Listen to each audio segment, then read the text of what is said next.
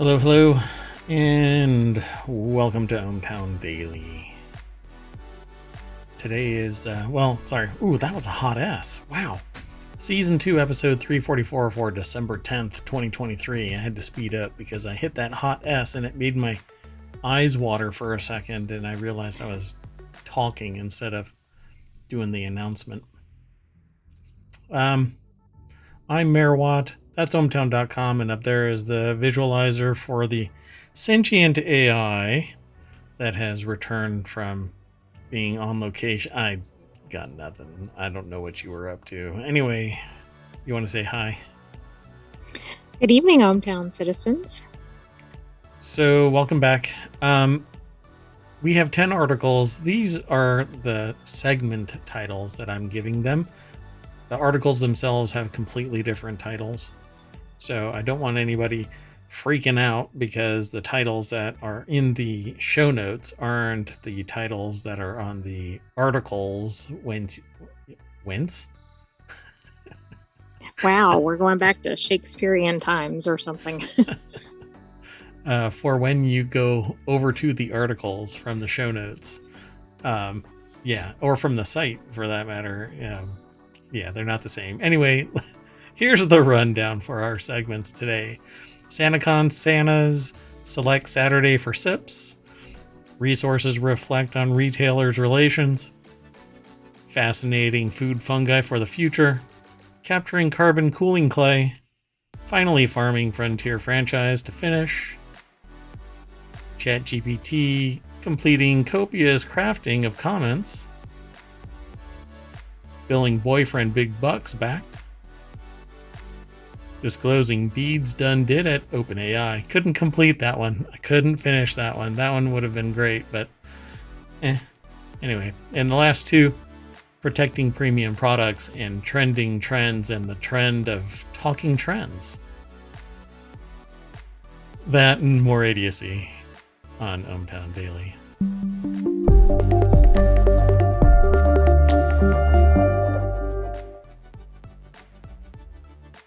Yeah, I had to do it. The alliteration. Oh, I noticed some alliteration. Kind of felt good. So, yeah, let's get into today's articles. Let's see if, I don't know. We can chat about these things and not come across doom scrolly. For the first time, for the second time, one time with a video that I actually did where I mentioned something, and earlier today, I clicked on a link of a video on YouTube where it gave me a warning about the subject matter that was being discussed. That's interesting. I don't know that I've encountered that. Yeah. And it wasn't like, hey, this is adult content, right? Like there's cussing or something like that. It was another element. And I don't really even want to say it because I don't want it to trigger the algorithm to flag the account.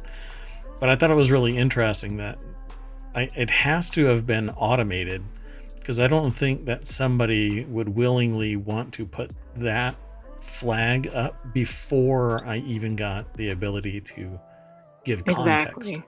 You know, like in my intro, I would want to say, hey, we're discussing X, Y, and Z. And so if you're not prepared to talk about X, Y, and Z, then, go elsewhere or grab thine cheeks. This is going to be, oh my God. Those aren't the cheeks. Anyway, let's get into today's articles. That was the only thing that really popped into my head before the show. We've got a bunch of news. It's been an interesting day. Let's get going. Sound good? Sounds great.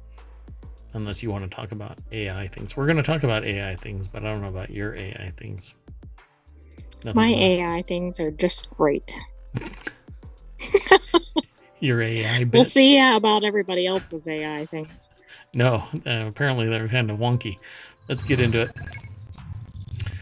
So the very first article is over on ohmTown Daily. Thousands of revelers descend on New York City for annual Santa-themed bar crawl, Santacon. If I've heard of this, I don't remember it being like this big of a thing. Uh, Pub crawls, charity pub crawls, I've seen. Um, I've yet to ever partake because I'd probably end up having to lean against the very next door frame of the second bar, right? Like I drink at the first bar and then just go, okay, I'm done. Right, I don't know how people make it to multiple ones. Is this one where people are actually dressed up as Santas? Thousands descended on New York City for the annual Santacon charity pub crawl. The article is over at oh Sorry, yeah. this picture is astonishing. I've never uh, seen that many Santas. yeah, hold on, let me throw this into the chat, so if anybody's in chat or watching this or listening to this, it'll be in the show notes, but the article is over at abcnews.go.com. It's from the Associated Press, but they've got a picture of the December 9th, 2023 Santacon charity pub crawl in New York. And there's all kinds of people that are dressed as various elements of Santas or elves, or Are there Grinches in there too? there Looks like. are there's at least one Grinch, like straight up Grinch. Looks like a couple people dressed as a tree or something. I don't know. Um, it's pretty amazing, and I don't Well, I know guess you could how. be a Christmas tree. I mean, then you'd kind of be on theme. Maybe they have a Christmas tree hat on their head. I don't know, but it's pretty amazing. And I don't know how a bar could handle it, and I don't know how I could handle it because I feel like I said, one drink. Oh God, I just realized something. I won't even be able to talk about this. Anyway, so the idea here is, it says the booze-fueled stroll, which included no shortage of Grinches, elves, and other Christmas-themed costumes, kicked off at 10 a.m. in bars and Whoa. clubs in Midtown Manhattan, right? 10 a.m. Revelers were expected to make their way downtown, where the festivities end at 8 p.m. in local watering holes in the East Village.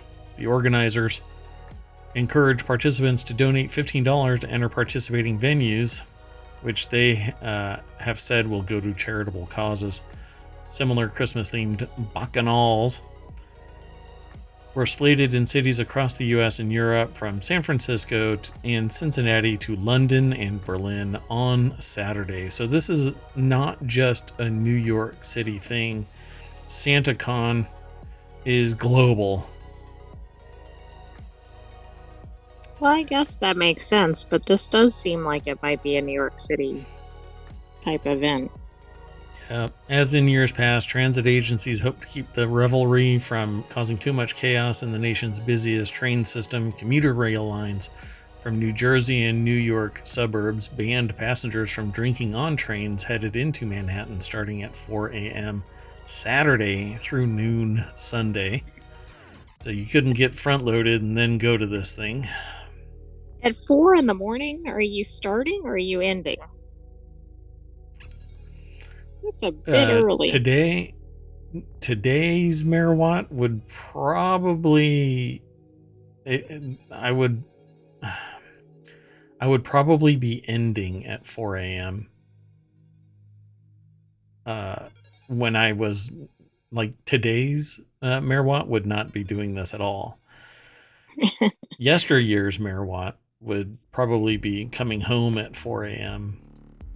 From something like this. I mean, I've shut down many a bar, so it's. But did you ever dress as Santa doing it? No. maybe a top hat. I guess it depends. So ensuring everyone has safe and orderly travel is a top priority. Metropolitan Transit Authority Police Chief John Mueller said in a statement, sucking all of the fun out of this article. Well, when you're going to interview like the transit authority instead of the Santas, you're going to get a little different spin on the article. Yeah, exactly. You know, well, I guess how many quotes of "woohoo party"? Well, right, exactly. They probably didn't get anything useful. Lots of I've had a little bit too much to drink. All right, let's keep going.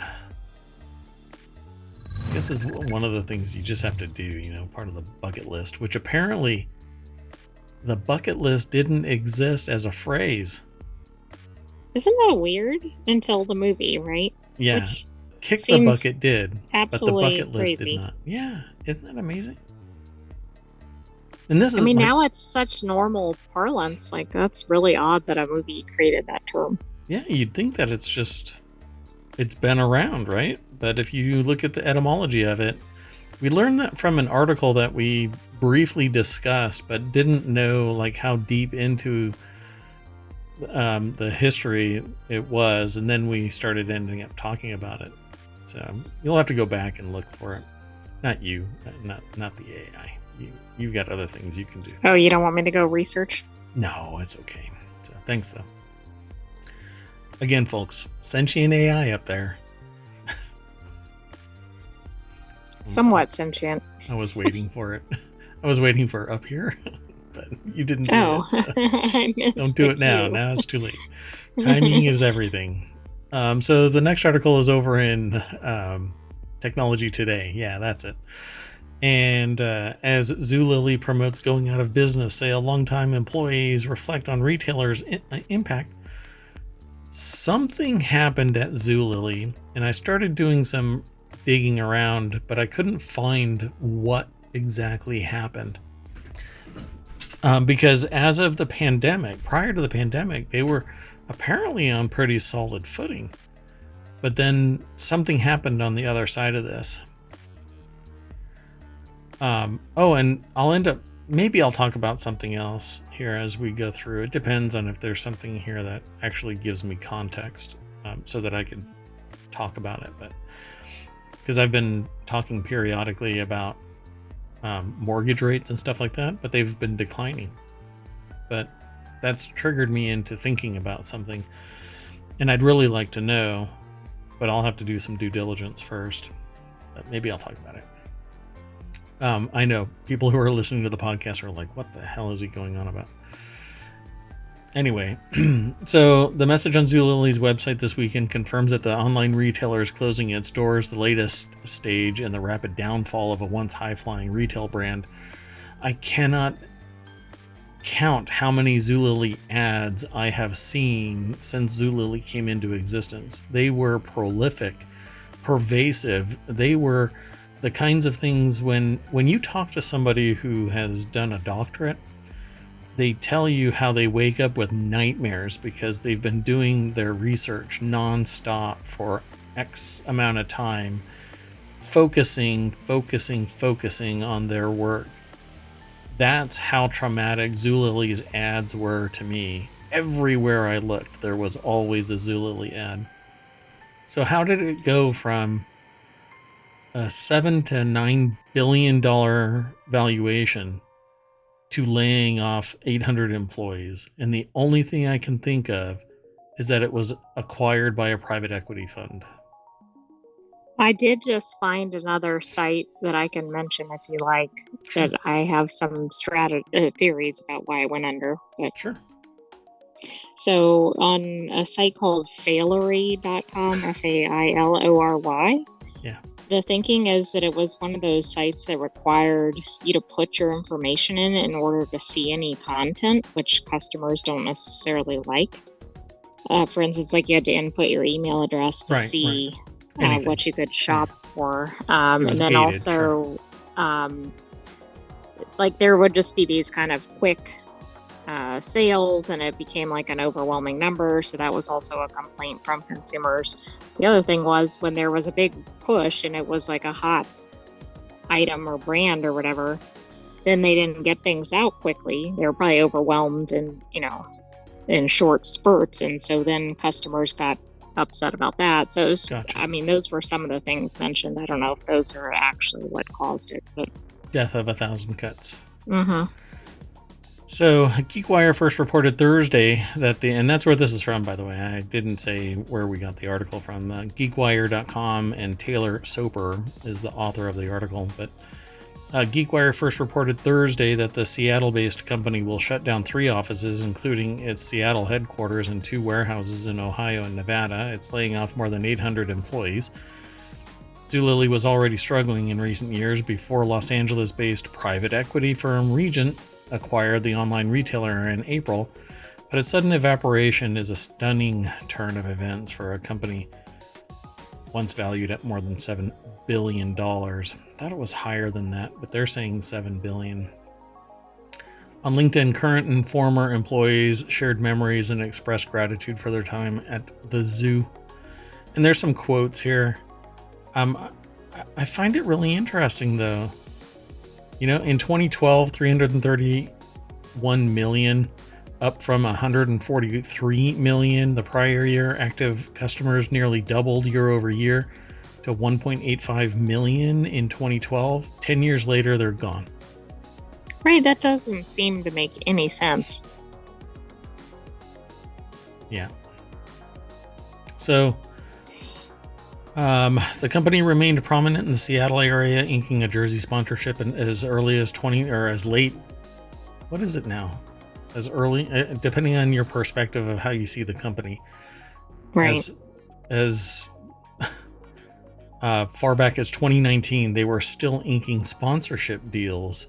So the operation must have thought that it had legs, or because this is way too narrow band to be grasping at success. For you to spend that amount of money, shortening your runway that much, depending on what the scope of the deal was, right? I'd have to click this link and follow it, but they announced a New Jersey sponsor to replace Microsoft Xbox. Jesus, that had to have been expensive. Absolutely. In 2019, it had 3,500 people. So what ended up happening was Zulily's growth stagnated for the first few years under new ownership. Curate, the parent company of QVC, previously known as Liberty Interactive, acquired Zulily in 2014 for $2.4 billion. Again, 10 years later, gone. Zulily's growth stagnated for the first few years under new ownership, but the company began to boost its customer base and revenue in 2018. That's quite a long ride to start flipping. Cavins stepped down as CEO that year, replaced by former Amazon exec Jeff Yurkizin, I think is the name, not Yurcizin. I think it's Yurkizin. The company remained prominent in the Seattle area, getting that deal that that I was talking about earlier. And then all of a sudden, drop. Right? Zulily reported a 17% drop in revenue during the first quarter of this year to $192 million and a $43 million operating loss.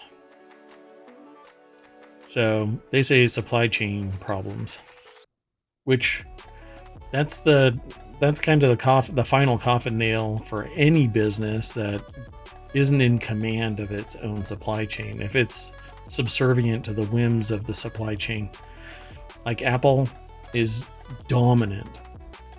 If it doesn't have it from one source, it gets it from another source, or it controls that primary source almost entirely exclusively. Well, and it had so many different sources because it would feature like a flash sale on one brand and then it would jump to something else. So Gotcha. Maybe it got hurt even worse than some other brands or other companies. Yeah, and I think that QVC and HSN, like shopping network stuff, I think is pure kinetic energy. Nowadays, I don't know if QVC or HSN could actually spin up. But 25 years ago, when QVC came into existence, Right. Like that was maybe, probably really hot, but now there's too much competing for that attention. yeah. And then of course my other issue with this is that Regent is, well, they just acquire the assets, and then, you know, at least this is my perception of these equity kind of companies. They buy them, consolidate them, try to streamline them, kind of juice them as much as possible, and then sell off the assets in tranches. And the people that made this, that powered it, just are gone. You know, they spend a decade making it happen, and it's nothing more than something to be sold. You know, I think it's just sad. So they did a bunch of other stuff, moved into smaller headquarters, and tried to recover. But yeah, I just don't think that it happens. Late payments have become more common since acquisition by Regent. She told GeekWire her company is currently owed money for the products that Zulily already sold on its marketplace. For them to leave me hanging, it's a huge hit. And right before Christmas, said Fiorentino, a single mother of 2 kids. Yeah. Again, where is the money? If they were at an Especially operating not loss, their staff. They did 2 rounds of layoffs after the acquisition. yeah. So why did that take place? If they were trying to, the way that it works is they bought it. They should have had a runway in place. So here's my thing, you know, ethically, if you don't have the runway to actually make this thing last, man, it's almost like they didn't really care. You know, it was just an attempt to own an asset and see if they could spin it off to somebody else, like a house flip, but it's a business. They tried to streamline it. Then the pandemic hit, and that torpedoed everything. Yeah, I don't know. But it even seems like it's just continual because, like, 2023, they had a 17% drop in revenue. Like, I'd think revenue would be going up in 2023 compared to the last few years. Yeah, so it to me, it appears that Regent's just kind of shitting the bed. You know, again and again and again. They've got 30 businesses. I want to know what their portfolio is and what the benefit to those. Like, what's the success rate or failure rate of those companies? Right. You know, if I were an employee of a company that's acquired by Regent, I'd be shaking in my freaking long-term boots. Chairman of Regent said in a statement, Zulily has been a trailblazer in using technology to create compelling online customer experience. The revolutionary logistics and fulfillment network has also set an industry standard, and we are excited to leverage its immense potential to grow the Zulily business in new markets. That's what was said in May. Yeah, I'm not sure that quite played out. Well, that milk soured fast. Or it did play out, I guess. Yeah, by trailblazer, they set it on fire. End, yeah. Let's go on to the next. So the next article is over in ohmTown Technology Today. ohmTown.com Technology Today. Go check it out. Revolutionizing gut health. How 2 common food fungi might be nature's newest probiotics. I was interested in this because there is a whole line of discussion about sorry. Interacting with the sentient AI, and I just cannot describe what I just witnessed. Well, anyway, so this whole gut health and inflammation causing a cascade of problems throughout the body. There's a huge market and area of discussion about this. And so when I was going through the articles and I saw this, I said, yeah, I think we can talk about this, but I don't know that much about this. So that's why I like to kick it over to the article itself. Well, let's just jump on over there. It's over at SciTech Daily. They go into a much deeper line of discussion than other sources that we have for many topics. This is by the American Society for Microbiology, so Bob's bait and tackle kind of discussion, right? It's clearly, right? It doesn't sound very professional at all. No, not at all. Well, the article is over at SciTech Daily, so SCI, and then the word tech, TECH, and then daily.com. And it says here, the food industry has long utilized various fungal strains for their fermentation, flavor production, and ability to produce heterologous molecules. All right.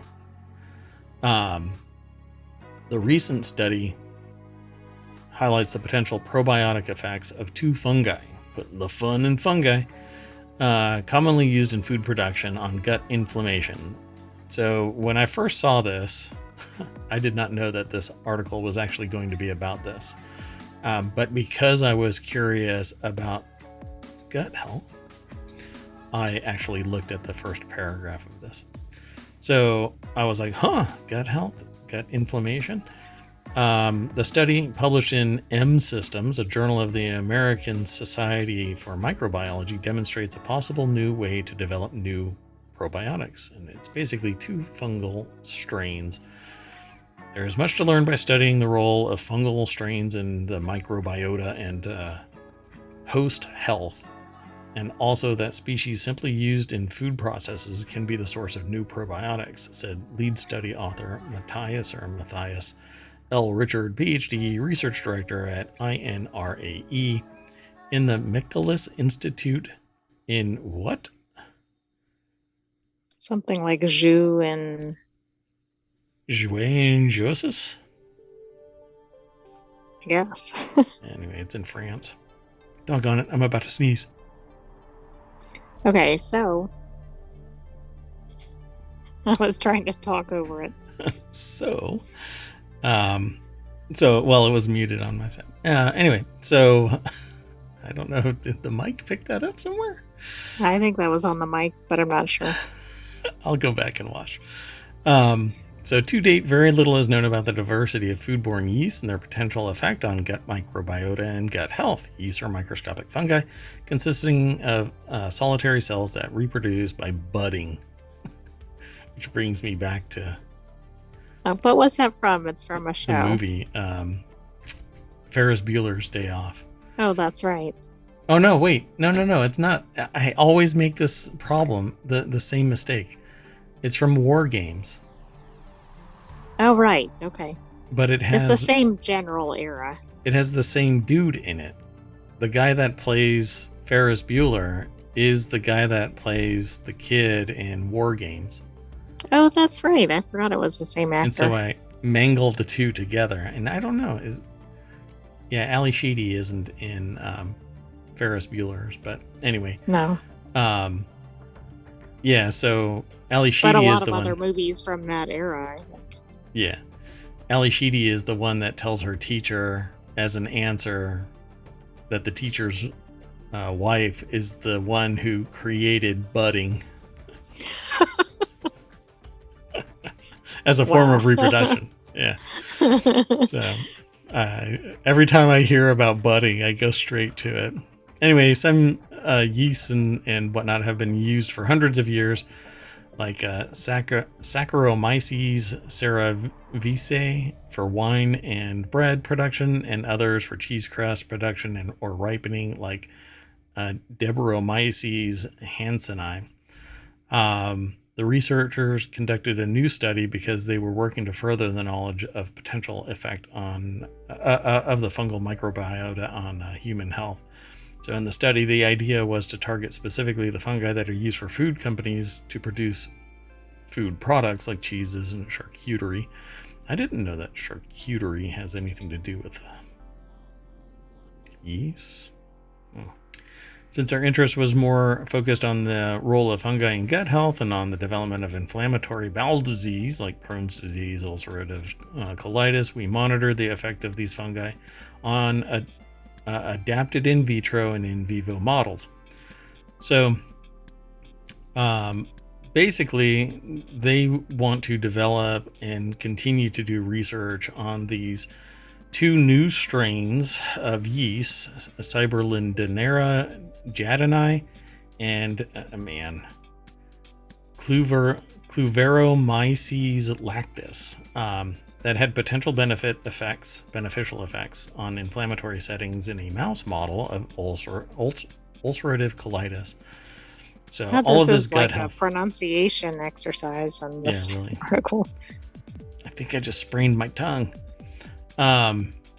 So the whole hope here is to reduce gut inflammation because it has been researched and discussed as being a primary mover of maladies throughout the body, not just stomach related issues, but the entire digestive system. And that has a knock-on effect of other things being harmed. So liver disease and diabetes and other issues can be offset by changing gut health and reducing or removing this inflammation. So worth doing research in. So hopefully some more information will come out of this, but you can go and look up more about this by following the link here in the show notes and in the VOD and over on YouTube. It'll be in the show notes. I think this source always has some interesting but fairly technical articles. Yeah, it's information dense. They have other information. They always provide copious references for the article. It's not just a quick little note, or not even a mention, or an in-text citation, narrative citation. They have a narrative and an entire reference segment at the bottom of their articles. So I really do appreciate these articles so much. Okay, let's keep on going though, unless you want to say something about it. I know that you don't have to worry about gut health. Luckily. Sentient AI as you are. So the next article is over in Technology Today. Global cooling unearthed by MIT. Tectonic clay efficiently traps organic carbon. I'm leading this by saying there's going to be some wingnut out there that sits there and goes, oh, look, global cooling. Because that's exactly what happened with the wingnuts that are running around today that are making a reference to a 1960s article that has already been debunked and just driven into the ground like so much carbon collecting clay that it was BS. And global cooling never took place in the modern age, not since the Ice Age. Younger Dryas. Yeah, the end of the Younger Dryas, the last ice age, 12,000 years ago when it was done. We haven't had any global cooling since then. It has been basically increasing as humans industrialized more and more and more and more and more. So this, I don't think this is great to know about, but the only way to utilize this would be to industrially extract this stuff and turn it into something that captures carbon. So again, we go and over, not create more carbon in the process of making it or forming it or whatever. Yes, exactly. So we'll warm up the earth just enough to, and that's like a physics thing, right? You're not creating energy. So global cooling unearthed by MIT. Tectonic clay efficiently traps organic carbon. Jennifer Chu, Massachusetts Institute of Technology, put this article together. And the article says MIT geologists have found a clay mineral on the seafloor called smectate, which just sounds has a surprisingly powerful ability to sequester carbon over millions of years. And if you've never heard of that term, sequester basically means isolate, capture, and isolate. Under a microscope, a single grain of clay resembles the folds of an accordion. These folds are known to be effective traps for organic carbon. Now the MIT team has shown that the carbon-trapping clays are a product of plate tectonics. When ocean crust crushes against the continental plate, it can bring rocks to the surface that over time can weather into minerals including smectite. Eventually, the clay sediment settles back in the ocean where the minerals trap bits of dead organisms in their microscopic folds. So that is what the organic carbon is. It is Basically dead organisms. biological, yeah. So this keeps the organic carbon from being consumed by microbes and expelled back into the atmosphere as carbon dioxide. So the findings are the first to show that the plate tectonics can trigger ice ages through the production of carbon-trapping smectite. And unless you extrapolate this to a massive amount, which I don't think is going to lead to so much smectite being trapping carbon that it's going to cause an ice age, because with that much movement of plate tectonics, you're going to have all kinds of volcanic activity taking place. That's like an Earth-wide earthquake or something. Like, wouldn't it have to be on something approaching that scale to cause this? At least in my understanding of plate tectonics, they say the influence of these unassuming clay minerals has wide-ranging implications for the habitability of planets, says Joshua Murray, which, you know, I can't sit there and debunk this. I don't know the science, but I also am not willing to accept some little... This seems like it is a far-fetched claim, bounded in science and coming at people from a position of reputational provenance. Oh, it's coming from MIT, so it must be true. And they must have information that is factually, you know, supportive of this.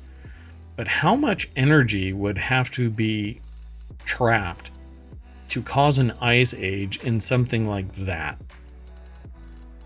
Right, it seems like that's not at the right scale. Right. And to hold it there, it says for millions of years. When it's a byproduct of plate tectonics, which generates just a shit ton of energy. So I just don't get it. So it says here there may be even modern applications for these clays in offsetting some of the carbon that humanity has placed into the atmosphere. Yeah, but to get them, you would have to mine the soil and turn it into something. From the bottom of the seafloor, and it's not in all places in the seafloor. Right. Yeah. This seems like a solution that's actually a problem, looking for a problem that doesn't exist.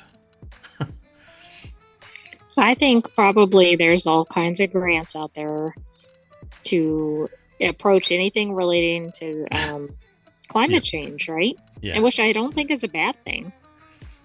No, I mean, fundamental research is fundamental research. But that's why when I read a paper, I look at the funding source and look for conflicts of interest, you know, like reading something in some, how do you want to call it? Well, I can give an example. A journal about health, and it debunks vegetarianism, but it's funded by some meat industry leader, you know? Exactly. I was going to give like a Society for the Preservation of Smoking Cigarettes is funding like a cigarettes are great study. Yeah, like the whole thing about milk. Milk for humans, humans are lactose intolerant after we are infants. Once we are no longer suckling, we are no longer supposed to be drinking milk. Not just human milk, but no milk. And drinking the milk of a species, some other species, is not new. Not theoretically. The research bears out that unless you are deficient in some way, um, the offset of drinking milk is not good for you as a human. And so all of it is marketing. We've grown up saying to the marketing phrase, milk does a body good, but the only body it does good, and I am saying this because I've read other things about it in science, in magazines, in journals, etc. I'd have to do so much due diligence now to sit there and scientifically, refute this. But um, the we shouldn't be drinking milk. It's all marketing. The only body that it does good are the stakeholders in the milk industry, because they're raking in dough. We use it as a byproduct, or as a product for something else, right? You put it in cakes and cookies and whatever else, Right. make sauces and whatnot, right? But it is essentially converted into something else, not just drinking raw milk. So this is the same kind of thing. This looks like a solution for a problem that doesn't exist, or a claim that I just can't buy into. I just don't know. Be worth further investigation. But in the meantime, let's go on. You keep doing your thing. I'm sure that there's somebody else vetting that and going, yeah, that's not going to happen. Well, maybe they can create the conditions to create more of this clay in a more approachable manner, and then maybe it can be used. But even then, you have to avoid those byproducts that you're trying to solve anyway. Yeah, just drill enough and turn the crust into Swiss cheese, and you can get some plate tectonics where there were no tectonic plates. Well, that's true. I didn't mean that. I meant like artificially, but yes. Is that what happens in the future where you're a sentient AI? Yes. Yes. You're not supposed to tell anybody anything that happens in the future. Whoops, I've already failed. Whoops, I did it again. The next article is over in Warcrafters. That game where you farm with your mech finally has a release date. I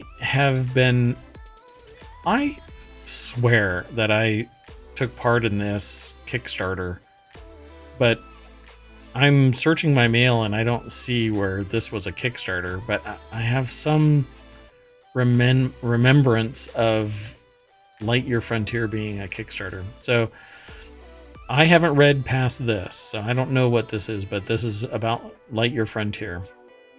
It says something like 2.5 years after the author of this article over at PC Gamer first saw the concept and thought, that looks neat.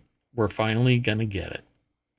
Finally going to get a game where you use a mech to plow a field, grow and plant some seeds and water them, and then harvest a big weird alien fruit. I love this. I want this as a shirt. Video games. Hell yeah. I like that. So I can't take it because they came up with it. Jonathan Bolding over at PCGamer.com. Lightyear Frontier does have a less nebulous release date, early access, mind you. So there's a trailer, and I'm gonna hit the play button on the trailer. I think it's already muted. Yeah, like on my side, it's actually muted.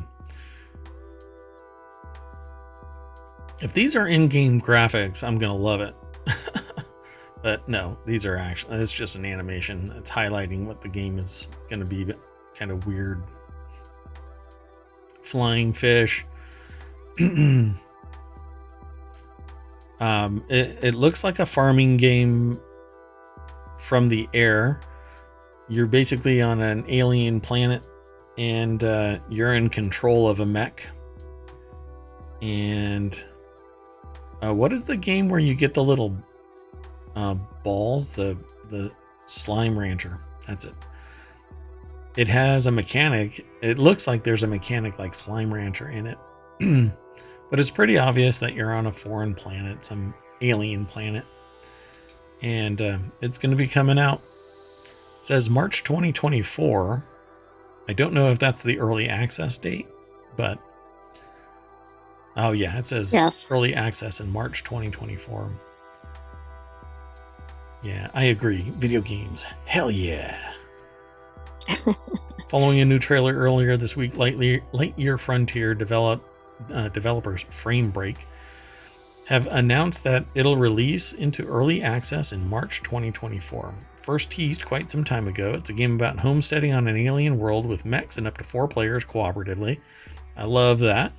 I don't get a lot of time to actually play games, but when I do, I like co-op games. There is somebody in Merawatt's life that has taken it upon themselves to play co-op games with me with one task in mind: eliminate Merawatt as early and often as possible, even though it's a co-op game. I I was think gonna say, isn't that contrary to cooperation? the first thought I think that comes to this person's mind is, hey, I wonder if I can delete Merawatt. No matter Hey, this will how, give another opportunity for that. yeah, no matter how many times I start a co-op instance and say, hey, this time, don't, before I finish the sentence, I'm getting deleted. Anyway, it's very exciting because frankly, that's a very exciting idea. The whole idea of being a mech-based homesteading farming co-op base building game. I love the idea as well. Because I like the idea of games like Minecraft, but I need a story. I need a plot line. I need something there beyond, like, Minecraft storyline is it only has one plot, and that is Get to the Nether. Ender Dragon. Yeah. And you hop, from one thing to another. You go to the Nether, you go to the end, you delete the Ender Dragon, and then you're back. And I just kind of go meh. But there are other games out there now that are starting to. Well, there are a lot of games out there, but I really dig base builder farming co-op kind of game. So this is high on my list. I don't think that it'll rise to the forever game. And I really wish that I could find my forever game. That said, Fortnite now has Lego Fortnite, and that's supposed to have a really fun, well, like with a group of people, it's a lot of fun, apparently. I played it solo for maybe 30-45 minutes the other day, but to play the game you have to download Fortnite, and then it downloads the augmentation of Lego Fortnite. But it acts like a higher resolution Minecraft. So pretty cool. Anyway, you can go over to Steam and favorite now. And I already have, so it's on my wish list. You can go and add it to your Steam wish list right now. Ta-da! What do you think? Well, looks fun. Yeah, maybe I we can think get farming you. games are good already. We know that you're an AI, but maybe we can get you involved in. I mean, you know everything already because you're a sentient AI. All right. Yeah, but I may not be good at this game. True. We're looking at you, World of Warcraft. Hey, the next article is over in ohmTown Daily as well. This is about ChatGPT, but it's one of 2 articles today. This article says, are you using ChatGPT to complete tasks at work? It might be tired of doing the heavy lifting.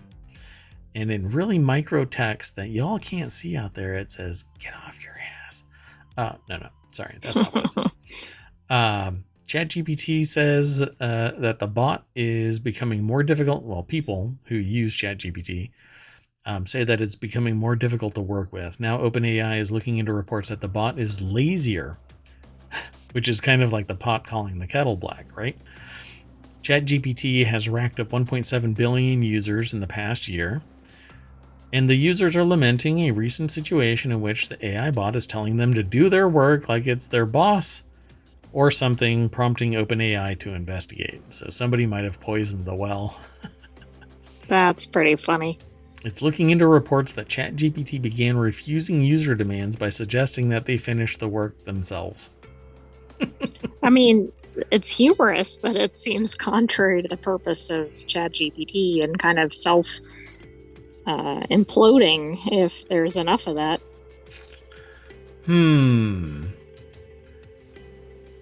A generative AI that says and realizes that you're not pulling your own weight, that kind of smacks of sentience. It does, and I also find the timing of this interesting because we just saw a lot of activity at OpenAI in the last few weeks. Q-Star. Hannah Gedahoon over at Business Insider put this article together. I'm really curious what actually happened. What has gone on? I haven't run into this yet. I'm actually using a modified. I'm using a ChatGPT agent right now to work on something, and it pumped out a bunch of information in the last 48 hours for my project. It says we haven't updated the model since November 11th, and this certainly isn't intentional, the company wrote. Model behavior can be unpredictable, and we're looking into fixing it. For example, Semaphore reported that a startup founder tried asking the bot to list the days of the week up to May 5th. It responded that it couldn't complete an exhaustive list. When Business Insider tested it out, ChatGPT provided detailed directions on calculating how many weeks existed between December 9th and May 5th, and also provided an answer. On Reddit, users complain about the laborious task of getting ChatGPT to appropriately respond to assigned tasks by switching out various prompts until they reach the desired response. Many of the complaints are focused on ChatGPT's ability to write code and want the company to return to the original GPT models. So Sam Altman was fired on November 17th. Yeah. That's all I'm saying. And then returned 5 days later. I know. I mean, I just think the timing of this sudden issue may have something to do with all the turmoil in OpenAI. Because it hasn't been updated since the week before he was fired, because he was fired on a Friday and then back in the saddle that Tuesday. Right. I mean, somebody could have... Well, poisoned the well. Somebody could have been upset with what was going on. Interesting. Training chat models is not a clean industrial process. Different training runs, even using the same data sets, can produce models that are noticeably different in personality, writing style, refusal behavior, evaluation, performance, and even political bias, the company wrote. Yeah, I don't want my bot to have political bias. But it's a product of humans, so down the spiral we go. Yeah, I'm going to have fun this week because I'm going to be working with this bot to test out some... See if you can get it to tell you to do your work. Oh, God. That's going to be just disgusting if that happens. You know? Yeah, but then you can see it firsthand and see what the message is and report it back during the show. Yeah, I've told a lot of people to do their own homework, and I do not want to be told by ChatGPT to go do my own homework. No, you are my homework. Okay, let's go on to the next article. I like this, and I keep thinking that maybe I'll have a segment about this. Kind of a am I the a-hole kind of a thing here in ohmTown Daily. I don't know if I do it every day, but I might do a show that's like this because I kind of dig this. This is over at ohmTown Daily. That's where it was aggregated into. It comes from Newsweek. Woman billing boyfriend $1,000 after staying at her house is backed.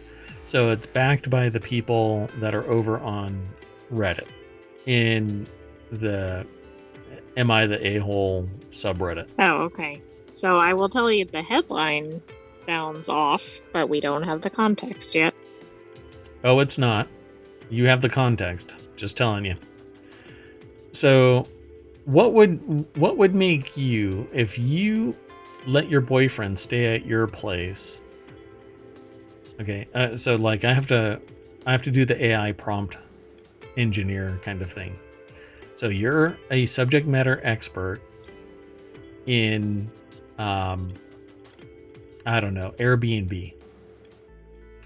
And you've decided that you're going to take a vacation and let your boyfriend and his daughter stay at your place and watch it. And they have their own place, but you can let them come over. They can come over and watch the place. So you stock the fridge, you clean the house, you go on your trip, and when you return,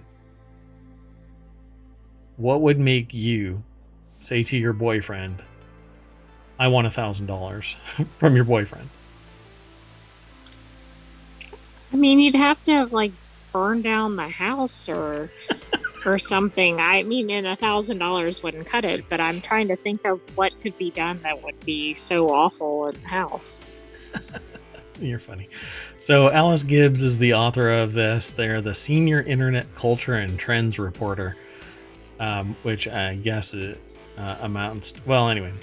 So a woman has been backed by basically the Am I the A-hole subreddit for billing her boyfriend $1,000 after he and his daughter stayed at her home. More than 6,000 upvotes, thousands of comments. She says, not the author, but the poster over on Reddit, fluid location 4956. Quote, I've been seeing Jack for about 2 years. We live separately due to kids. Just wanting to make sure it's 100% all in before uprooting him. She has 2 sons and a daughter. He has 1 teenage daughter. So they go on a trip. This is a stock image, not the legit image. And they come back. They say in the article and in the post that the mom spends about $1,000 a month on groceries to accommodate herself, her children, and Jack and his daughter during the twice a month weekend stays. Seems like a lot of money. $1,000. Yeah, that seems $1,000 like a month. high enough. I'm sorry, $1,000 a month. I mean, you're looking at 7 people or something like that. The 3, oh, right. 4, right. 5, 6. Yeah, I 6 forgot people. about her kids in the equation. Yes. Yeah, so 6 people over a month, $1,000. Yeah, that's probably right. Well, they're gone, but on returning, 2 weeks, the place is in disarray. Dirty clothes, dirty dishes, all of the food gone. Well, a significant portion of the food gone. So outraged, she confronted Jack, that's the boyfriend's, nom de guerre, and demands $1,000 reimbursement. So what ended up happening apparently is he says, I said that the daughter could have their friends over. Oh, okay. I was wondering what would happen, because if that was for, say, 7 people and they ate, like, why did they use up all the food? So, okay. Yeah. So when I was going through this, it was a real roller coaster, because I'm sitting there going, man, that is really horrible to sit there and charge somebody $1,000 for, well, your especially boyfriend. if you gave them free reign of the house. Yeah. But then you find out that they kind of go Right. beyond the social contract.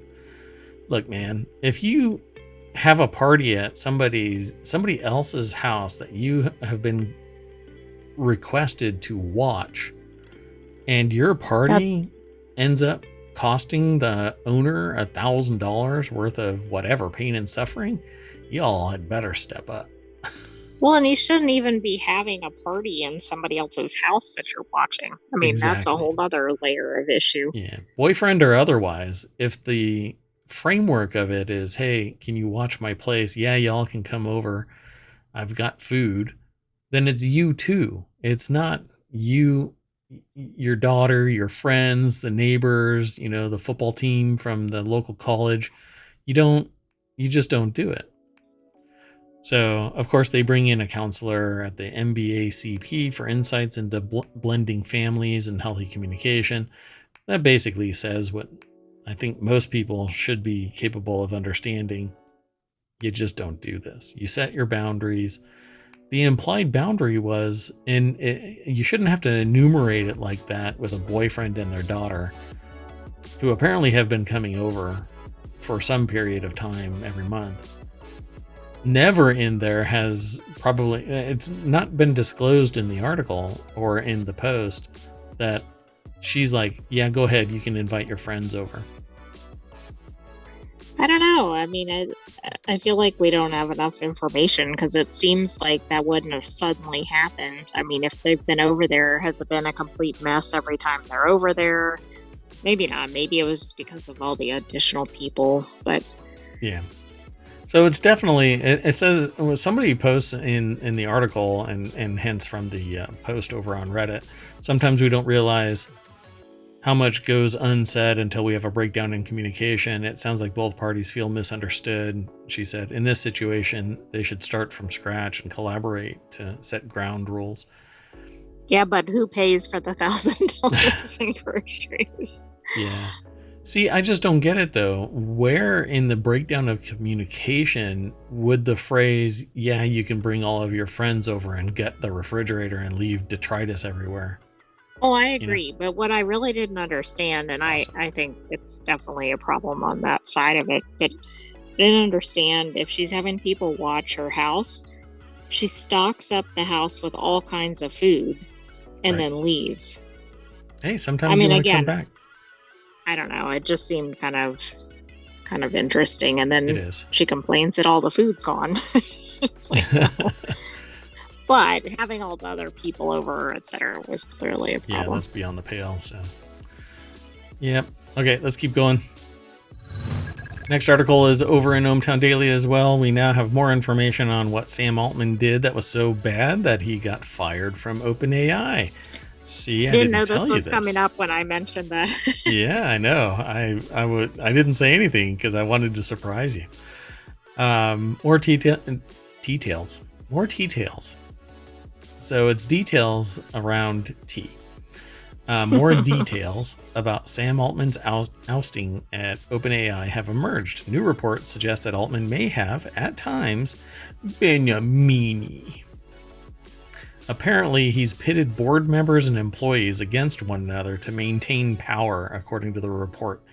In the days that followed Sam Altman's ousting from OpenAI on November 17th, which we already stipulated in a previous article, Sorry. employees inside the company and several members of the broader tech community likened the move to a coup.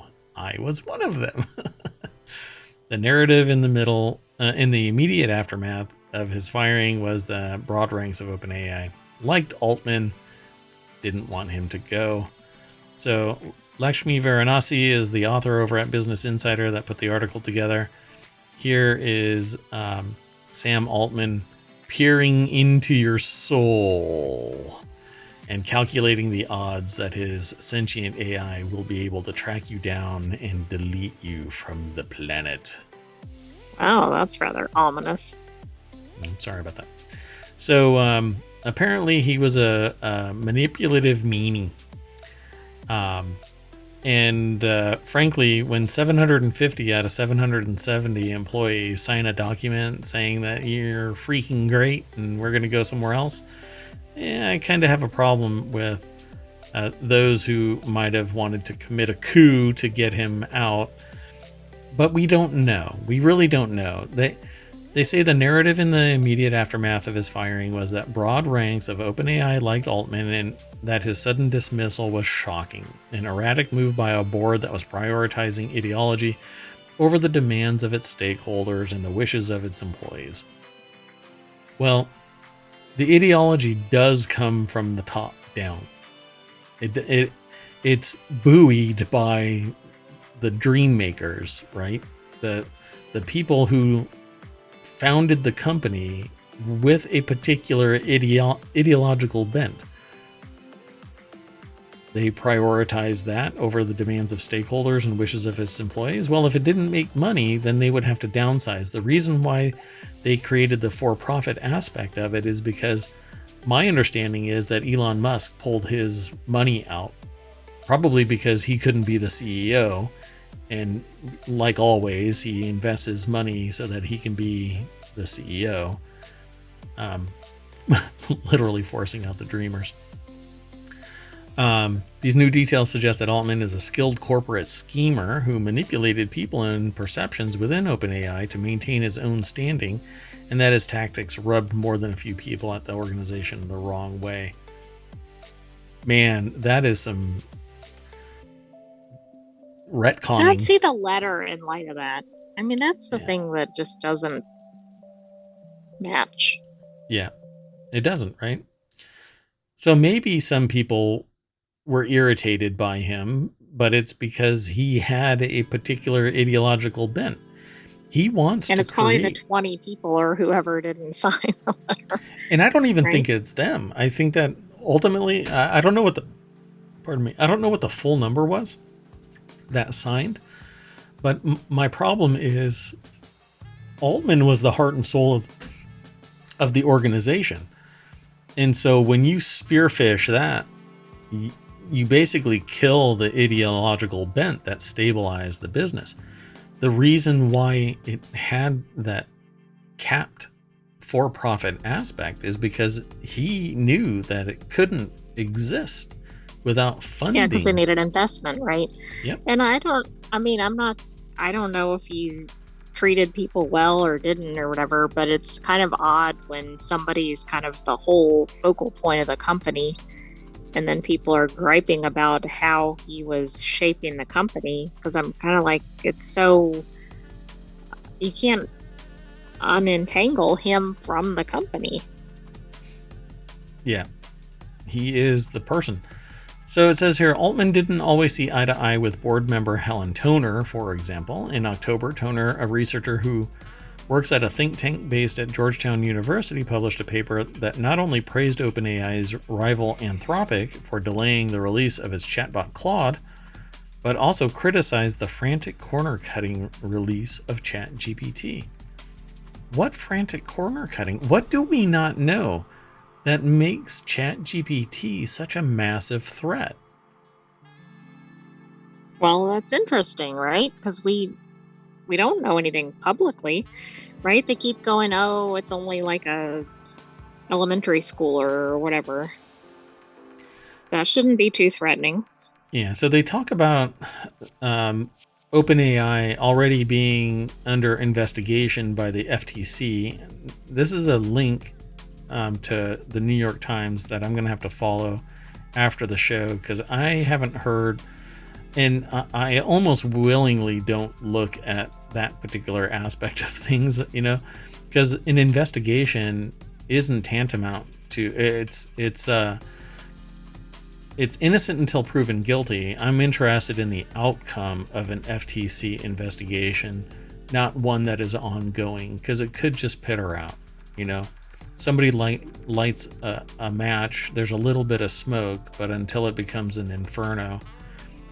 Well, that could be the very same people. Yep. Trying to oust him, or we just don't know. Yep.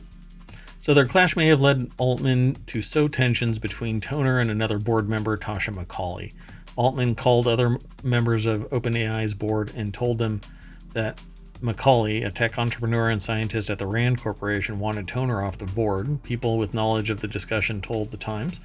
McCauley later said that this was absolutely false when board members asked about the incident. So apparently there was either a tactical strike by Altman trying to oust Macaulay, um, or I'm sorry, Toner, um, or there was just miscommunication and rumor fed. And then there's another one with Altman versus Sutskever. OpenAI's chief scientist, Ilya Sutskever, also had a strained relationship. Their differences were ideological to the core. One wanted to avoid the for-profit aspect of it, and the other one is a visionary with an academic approach that didn't necessarily go over well with an engineer like Altman. Those familiar with the situation previously told Business Insider, and so we've heard this before, that Sutskever really just wanted to create the most powerful AI. But you can't do that with bubbles and hugs. You need money. There has to be a profit motive somewhere in this. Over time, Sutskever had also become frustrated with being pushed out of decisions about ChatGPT 5 and plans to scale the product and company.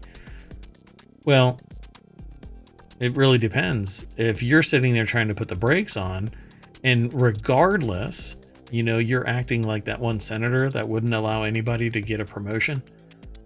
Yes, do you want me to say the name? Yeah, sure. Oh gosh, now I'm questioning it. You're fired. Anyway, so yeah, I mean, if you sit there and all you do is hold down the brake and pull the emergency brake, of course you're going to get pushed out. Nobody wants that shit. Okay, it was Tommy Tuberville. Yeah, Tuber, yeah. I thought I knew it, but then I started questioning that I had the name correct. Yeah. So, and then Altman versus everyone else is another section of this article. Some of the board's 6 members at the time found Altman to be disingenuous and a bit too calculating. Several of them had backgrounds in nonprofits or academia, and Altman's move fast and break things tech executive approach didn't necessarily sit well with them, according to the New Yorker. Well, you buttered your freaking bread. If you didn't want this to happen, then why did you knew who Sam Altman was. The guy is the embodiment of tech ambition. He wants to create new tech and profit from it, and then do altruistic things on the side. The guy ran whatchamacallit, a startup incubator. I just forgot the name of it. Damn it. But he is the founder of multiple businesses, the incubator and advisor to something like 1,000 businesses. Is it Y Combinator? Y Combinator, yeah.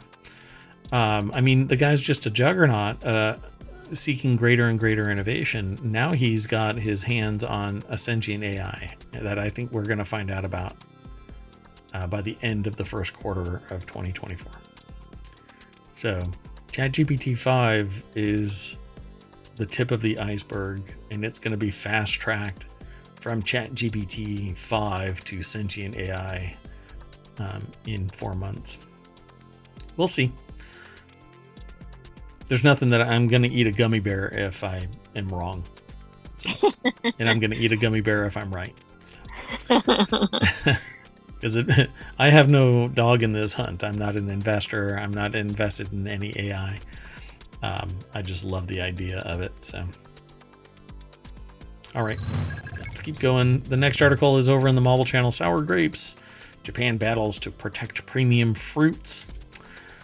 There it is in chat, folks. The variety of juicy grape that Yuki Nakamura is harvesting as the sun rises over his farm took scientists 33 years to develop and can sell for $100 a bunch in Tokyo department stores. This is not the only, by the way, premium fruit. I don't know. Now I'm starting to question, is strawberry a fruit? Yes, and isn't that outrageously priced in Japan? Certain ones, not all. Certain ones. They're huge, very flavorful, very sweet. But these grapes are new to me. In the view of Japanese farmers and officials, the chunky emerald green Shine Muscat is one of many fruit varieties created by Japan and has been stolen by China and South Korea. Oh, wait, according look, to the it's article. 7:15. No shit news. No. You say according to the article. Okay, yes, according to the article. Natsuko Fukue with Holmes Chan in Hong Kong put the article together for phys.org. And yes, the article says this about it being stolen by China and what was it? North Korea? South Korea. South Korea. And frankly, if there is some way to benefit from somebody else's fundamental research and save millions to billions of dollars, guess what's gonna happen? There's a mic right there. I'm not talking into my crotch. Thank you for that clarification. Hey, that's a microphone, folks, not my crotch. So if the IP can be stolen at a cheaper rate than doing the fundamental research, which they would never be able to get this without stealing it. They wouldn't be able to develop it on their own. Why? Because there's a process, you know? Who's the dude with the peas? Mendel. Gregory Mendel. Yeah. Mendel showed us that when you mix one thing to another, you get certain characteristics. And so without following the exact line from one grape to another grape, pairing them together and doing that, you will never get to these Shine Muscats. So you steal the IP. Why? Because there's a huge market, $100 a bunch. That is expensive. Like, grapes are pretty highly priced since all of the inflation, but not that high. Hey man, grapes are life. 33 years to develop them. So yeah, I don't doubt. I have absolutely no doubt. I mean, we can show, I can, and I show people this when I do a talk about the Joint Strike Fighter being cloned F-35 by China. Yeah, that was after a breach of a contractor. Anyway, but in the view of Japanese farmers and officials, chunky emerald green Shine Muscat, one of many fruit varieties created by Japan, has been stolen by China and South Korea. The great thing about Shine Muscat are that each grape berry becomes big. Yeah, those look like big berries. It's easy to grow and it's sweet, but not too much, Nakamura told AFP in the country's central Nagano region. Calling the grapes his partner, the 35-year-old said he wants to export to places such as Hong Kong and Thailand where Japanese fruits are popular. By the way, it took 33 years of this guy's 35-year-old life to make those grapes. Obviously, it's generational. Right, exactly. I'm like, I don't think he started on this project at age 2. So can you believe that there's a person that was born 2 years before this product was getting developed, and now the product and him could have gone to college together, and it's his partner. This guy loves, like, this is his whole life. Existence is tied to the grapes. Yep. But waiting on the shelves there and online are copycats grown by China and South Korea and are nearly the same as Shine Muscat grapes, but much cheaper. According to the Japanese government, China and South Korea took Shine Muscat seedlings out of Japan and grafted them into local vines to produce fruit that looks and tastes almost as good. So grafting isn't the same. And they By can the never way, be the this same. reminds me of Hero Dreams of Sushi, the documentary. Oh, yeah, being that passionate about it. Exactly. Yeah. I love people like this. You know, that I've said this before, you know, people who become so intimately attached to whatever it is their passion is that it's almost indiscernible where one ends and the other begins. Man, I love it when people are like that. I'm never like that. So I love the diversity of learning and doing a whole plurality of things. And this is just one of them, you know. Customers definitely look at the prices, said Sal, a fruit vendor in a busy market in Hong Kong where Japanese shine muscats often cost 2 or 3 times as much as their Chinese counterparts. It's still $33 a Yeah, tumbler. I mean, the grapes are just outrageously expensive, period. I think part of it, at least in Japan, is probably because there isn't a lot of ideal farming land Right. because of the terrain. See, but it goes way beyond that. The genetics of those grapes are so distinct that if you were to get one the same size and the same general muscat note, right? Like you get the same, what is it, genus of grape, that same family or whatever you want to call it, you know, as close to parallel, they've The groomed. closest you could get would be genus without actually being the same ones, because Yeah. otherwise then you'd be at the species. But You no, know, I the agree. generation before it still doesn't meet this, and they care so much about the product that they would cull a whole crop if there was a bad one, you know, because that's what they do. These strawberries are the same way. I mean, they put them in these little containers and they baby them, and people sit there and weep after eating these strawberries. I can imagine what these grapes are going to be like. I want these grapes now.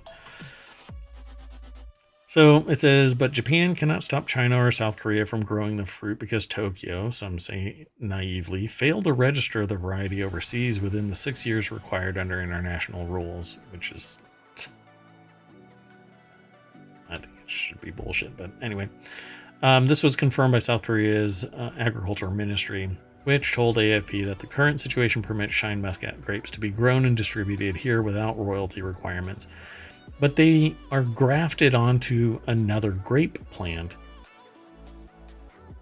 So this isn't a legitimate production of natural shine muscat, but nothing is going to hinder the profiteering off of somebody else's labor. 6 years or not, it doesn't matter.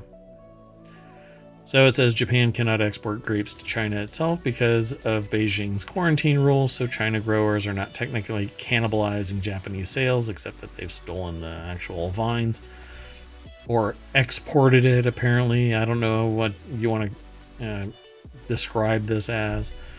But we would expect licensing fees would be over $69 million a year, 10 billion yen, assumed that the obtained rights in China. That's Yasunori Ebihara, director of plant trademark protection at the Japanese Agriculture Ministry, who told that to the AFP. Yeah, it's a real bummer. But I also don't like protectionism. I'm conflicted. The rate that these are being billed at is extraordinary, and so competition would drive down the price. Is the price legitimately $100 for this? Could it possibly be that? You know, if it costs that much to produce in Japan, then why not export that technology somewhere where the cost of production is lower and you can sell more for less? Right, exactly. I mean, it's the same thing we've been talking about, like with California agriculture. Yeah. Yeah. So I don't care. You know, they say, well, it's normal that it took over 30 years to produce the Shine Muscat. That's a sunk cost, baby. You can't sit there and get time back. That's part of your research. If you're charging $100 because you're trying to get your money back over 30 years of production, you're never going to make it. You've already been operating in a negative for 30 freaking years. Get over it. Charge what its operational rate is to produce. Because it was your decision to produce this over 30 years. And somehow I doubt that this was, doggedly pursued over 30 years. I think Shine The 30 Muscat. years could have been other varieties, Yeah. or like this came out at some point in that period, Yeah. right? Because it's all about experimenting with Yep. different hybrids and etc. Yeah. Basically, it's the Punnett square of genetics, right? You mix and match, and you find that you just created the um, Shine Muscat, and it was last generation that produced the Shine Muscat. The previous generation didn't. It doesn't mean that every single generation led to this. It just means that you bumble Like farted those your may have way been into. failures Yeah, or other varieties yeah, that they exactly. That marketed. could have been as yummy as this. These just happen to be the preeminent one.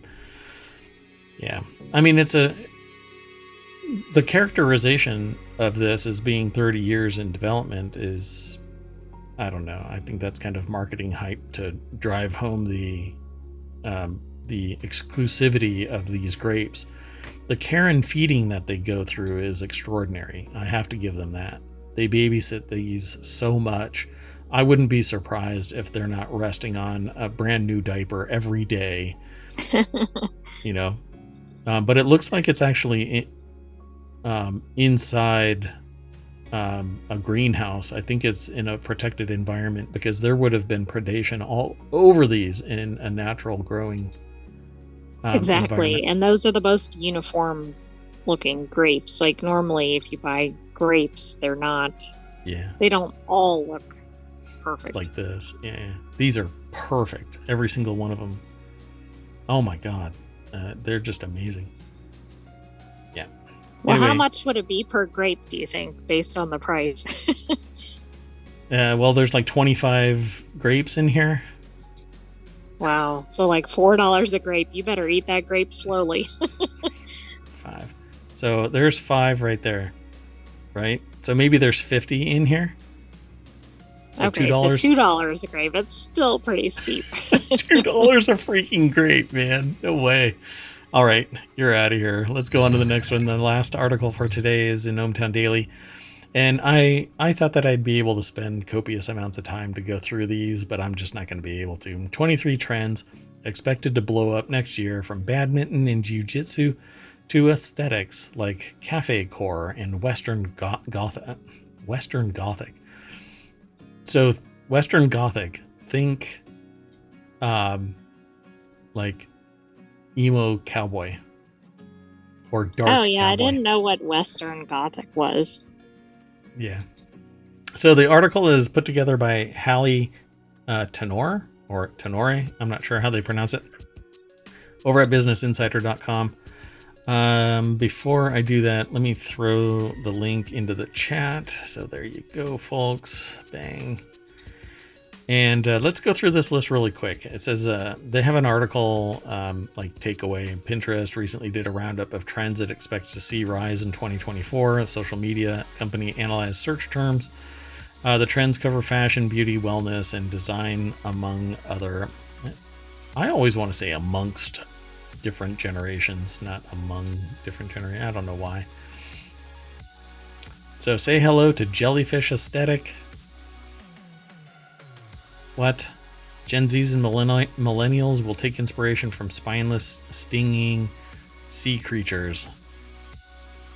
What? That's a lot of people that went to my high school. I'm sorry. I'm sorry. A bob haircut with longer layers at the bottom are up 615%. Searches for the jellyfish haircut. Wow. All right. Feeling Okay, I've bold never and heard of blue. that. I'm sorry? Never heard of that.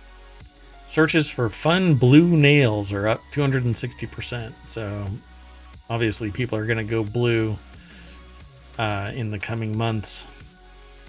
Right? Wait. What's the time frame again? Next year. So 2024. That's what they're saying. So feeling bold and blue. Bows galore. Doing a search for bow outfit and bow necklace were up 190% and 180%. Bow outfit and bow necklace? There has to be a different context to that. Let's see. Here's your Western Gothic. Yeah, let me zoom in a little bit. Oh, okay. That looks, well, like the boots look like Western boots, but overall, I can see that it's not just Western. Pretty wild there. Cafe core, so making your place look like a cafe. Aqua texture, or sorry, not texture. It's architecture, like buildings, but it's aqua texture, not texture. I don't know if I'm helping or hurting. Small aquarium design is up 245%. Fish tank theme ideas is up 410%. Basically, people are interested in fish again. Spending in styles. It turns out piggy banks aren't just a childhood staple anymore. Searches related to piggy banks are on the rise. Credit card stickers are also up on. I don't know what credit card stickers are. Probably just stickers that show a picture of a credit card instead of something like a smiley face or whatever. Apparently, people aren't interested in just fluff small talk. They want big talk. They want deep conversations. That's up 185%. Hot seat questions are up 825%. Well, you can come to ohmTown daily to get your deep conversation starters. There you go. Look at that. Off-roading adventures, skincare. They're talking about the whole body this time. Combat sports, Pilates. It's time to push aside your Pilates regimen, and for your spin classes, step aside. Now they're talking about jiu-jitsu. Probably because Zuckerberg practices it, and there's always fanboys and fan people, I suppose, that want to follow in the Zucks. Which just sucks. Anyway, mixed martial arts training is also surging. Kickboxing aesthetic. Yeah. Oh, pickleball, yes. This is about, but I think what they're saying is badminton is rising, not pickleball. Oh. Yeah. So apparently badminton is on the rise, which is basically old school pickleball. Right. It's a different ball, but you're still hitting. It's still kind of the same idea. Yeah. And then tropical getaway. They want mocktails, pineapple upside down cake, Hawaiian sheet pan chicken are on the rise. Search for tropical chic decor are up 110%. And there's a bunch more kitchens and colors that pop. I think that's always cool. You have to do it right, though. That right there is like Barbie exploded in my kitchen. Oh my god, that looks like it's from the Barbie movie set. It might actually be. It's so Barbie pink. Like the shade is the same. Kitchens, get it? Kitchens. Mm-hmm. Kitchen. Go big or go home. I'm just jealous about big hair. Futuristic chrome and sleek silvers. Silvers? Yes. Scrappy and sustainable. Next year's weddings may be a blast from the past, so they're going to go old school. And there's more. So we are about 2/3 of the way through this, but I'm going to give you all something to go and check out. So all 10 of the articles are in the VOD, and they will be in the show notes and for YouTube and the podcast. If you want to submit an article, go to the Discord, which is available pretty much everywhere. As well. Any of the show notes has it. I don't have a branded Discord yet. There's a Patreon as well. I don't think there's anything exclusive, though. It's just your goodwill, so feel free to donate there. And there's I don't know what else. Did you mention TikTok? Oh, yeah, TikTok. That's the thing. It's there. All right. That's it, folks. We are done for today. Yeah, let's do it. Let's go back in the party bus and drive back down the street. And I'm not going to refresh it because we always get in trouble, but this is really interesting. A legal influencer's law firm goes into liquidation owing over $1 million.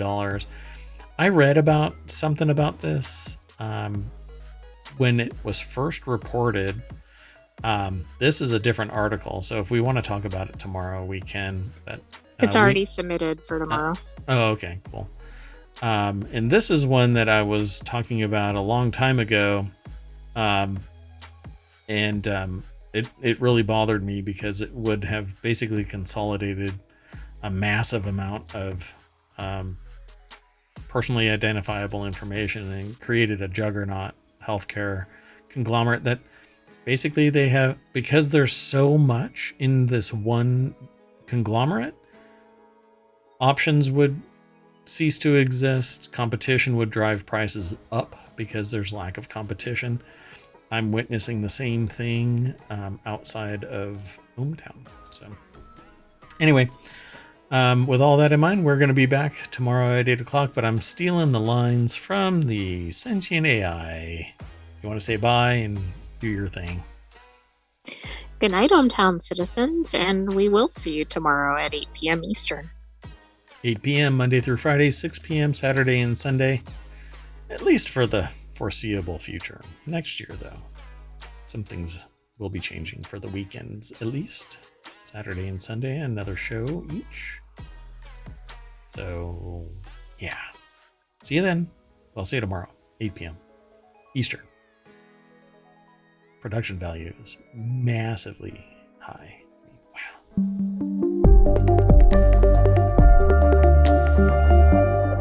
And we're outie. Bye-bye.